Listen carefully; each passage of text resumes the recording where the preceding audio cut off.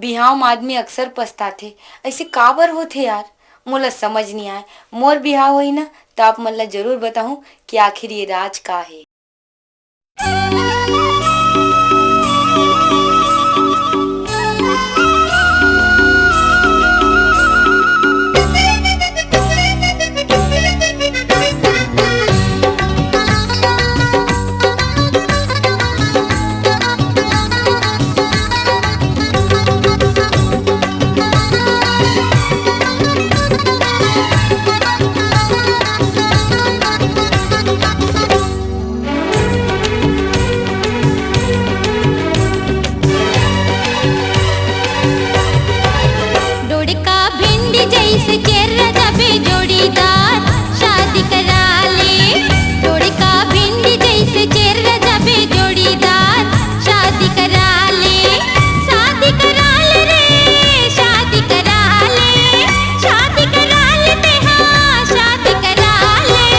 रखिया कोहड़ा जैसे घोला जाबे जोड़ीदार शादी करा ले।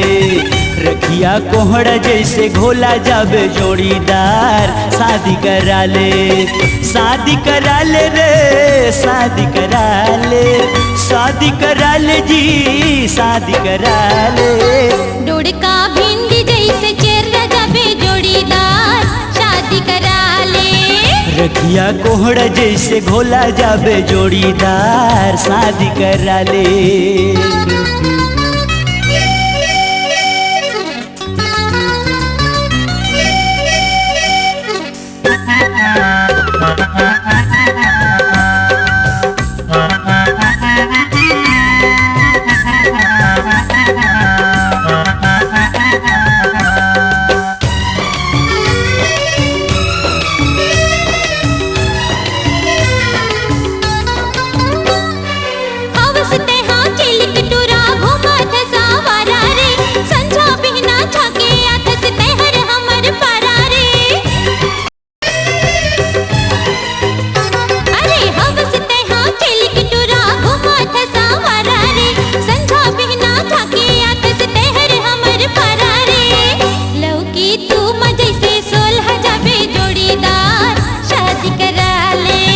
कुंदरू करेला कस कढ़ा जाबे जोड़ीदार शादी करा ले।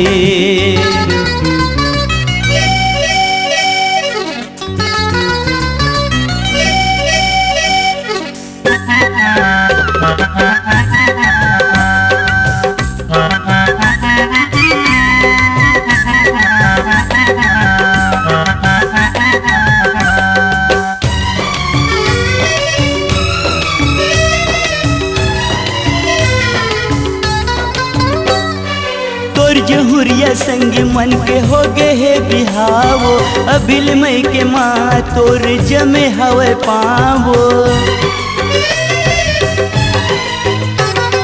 तोर जहुरिया संग मन के हो गए है बिहावो, अभिल मई के माँ तोर जमे हवे पावो। भाटा लौकी कसलो रख जाबे जोड़ीदार शादी करा ले। भाटा लौकी कसलो रख जाबे जोड़ीदार शादी करा ले। शादी करा ले रे शादी करा ले, शादी करा ले रे शादी करा ले। डोड़का भिंडी जैसे चेहरा जाबे जोड़ीदार शादी करा ले। डोड़का भिंडी जैसे चेहरा जाबे जोड़ीदार शादी करा ले। शादी करा ले रे शादी करा ले, शादी करा लेते हाँ शादी करा ले। रखिया कोहड़ा जैसे घोला जाबे जोड़ीदार शादी करा ले। लौकी तुमा जैसे सोलह जाबे जोड़ीदार शादी करा ले। भाटा लौकी कसलो रख जाबे जोड़ीदार शादी करा ले। डोड़का भिंडी जैसे चेहरा जाबे जोड़ीदार शादी करा ले।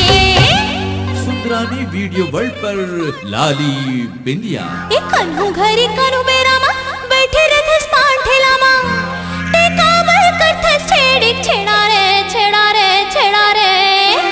ए रोगा पेर लबरा टुरा तोर मुहमा परी जाए कीरा रे ए बिल बिल हा रोगा टुरा तोर मुहमा निर्माता लकी सुंदरानी, निर्देशक मोहन सुंदरानी का नया धमाका भरपूर मनोरंजन के साथ देखिए और पूरे परिवार को दिखाइए ऐसा वीडियो सीडी जो बना दे आपको दीवाना।